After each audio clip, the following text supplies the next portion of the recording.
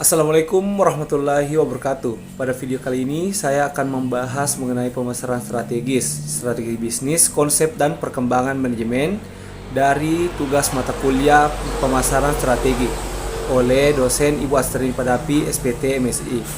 Sebelum melanjutkan ke materi, saya akan memperkenalkan diri saya terlebih dahulu. Perkenalkan, nama saya Muhammad Akram Heruddin dari program studi agribisnis semester 7. Adapun materi pertama yaitu pengertian pemasaran strategis. Pada modul ini, penulis membahas pentingnya memahami dinamika antar pelanggan, lingkungan bisnis, dan konsumen untuk mengembangkan strategi dan strategi pemasaran yang efektif.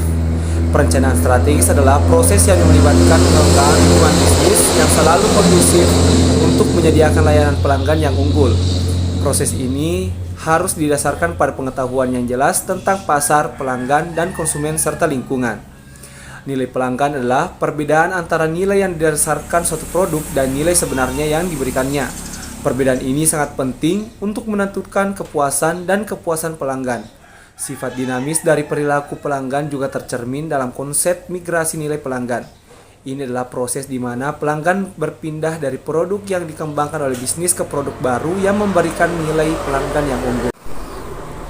Kesimpulannya, perencanaan strategis adalah proses penting bagi bisnis untuk mencapai kesuksesan dengan menyediakan layanan pelanggan yang unggul dan membina lingkungan bisnis yang positif.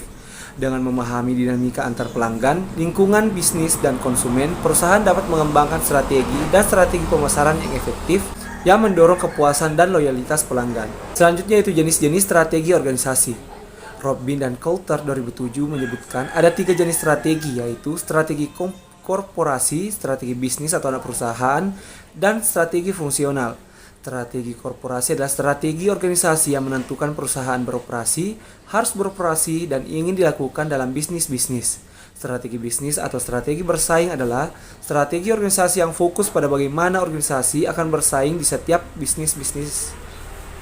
Strategi fungsional adalah strategi yang digunakan oleh berbagai departemen fungsional dari sebuah organisasi untuk mendukung strategi bisnis atau bersaingnya. Strategi korporat adalah cara perusahaan menciptakan nilai melalui konfigurasi dan koordinasi kegiatan-kegiatan di pasar-pasarnya.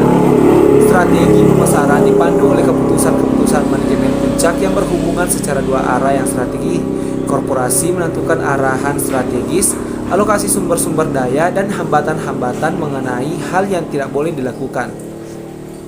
Strategi pembaharuan adalah strategi korporasi yang didesain untuk memperbaiki kelemahan organisasi yang menyebabkan kinerjanya menurun.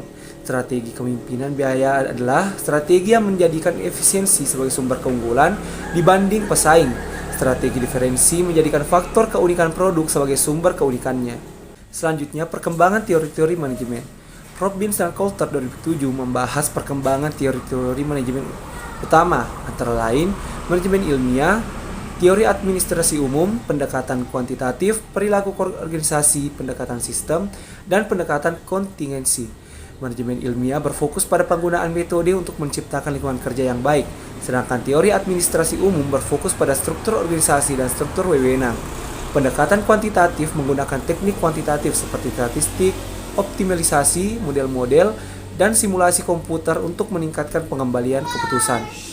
Perilaku organisasi berfokus pada perilaku manusia, motivasi, kepemimpinan, kerja tim, kepercayaan, dan manajemen konflik. Pendekatan sistem menganalisasi organisasi sebagai sistem terbuka, sedangkan pendekatan kontingensi menekankan perlunya pendekatan dan teknik berbeda dalam situasi berbeda.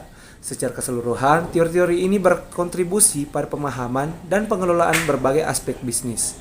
Selanjutnya, kecenderungan perkembangan konsep-konsep dan praktek-praktek manajemen sekarang. Robbins dan Coulter 2007 mengemukakan beberapa kecenderungan-kecenderungan yang terjadi akhir-akhir ini, seperti manajemen pelayanan pelanggan, inovasi globalisasi, etika dalam berbisnis, diversifikasi tenaga kerja, kewirausahaan, e-bisnis, manajemen pengetahuan, dan organisasi-organisasi pembelajar serta manajemen mutu. Nah, adapun yang materi yang terakhir yaitu keunggulan bersaing atau competitive advantage. Robbins dan Coulter mendefinisikan keunggulan kompetitif berkelanjutan sebagai keunggulan berbeda atau perusahaan. Sedangkan Aker 2001 menggunakan konsep keunggulan kompetitif berkelanjutan yang dapat dicapai. Sedangkan Cravens dan Piercy 2006 menggunakan kemampuan khusus.